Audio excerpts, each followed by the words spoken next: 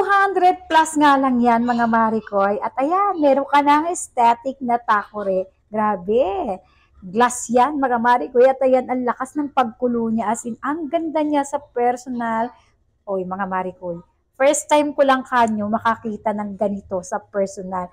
As in, first time. Kasi nga natatakot ako gumamit ng mga ganito. Baka kako, alam nyo na, madurog, mabasag. Pero tingnan nyo, hindi. Ang ganda niya. Tapos ang mura niya, 200 plus lang. Try kong nang hipuin kung nainit. Uy, hindi siya nainit ha. Oh, nainit siya konting-konti. Kailangan yung gumamit ng panghawakan. Pero tingnan nyo naman, kumukulo siya, kulong-kulong. Grabe, Mars. Lagay ko sa yellow basket, Mars. Pumili ka, Mars. Merong medyo malit dyan ng konti. Parang 232 pesos yun. Tapos ito, 293, parang ganun. I-check nyo sa yellow basket para sa, alam nyo, yung presyo. Kasi baka nagkakamali ako sa presyo. Pero tingnan nyo, Mars, kumukulo-kulo. O, pakinggan nyo yung kulo.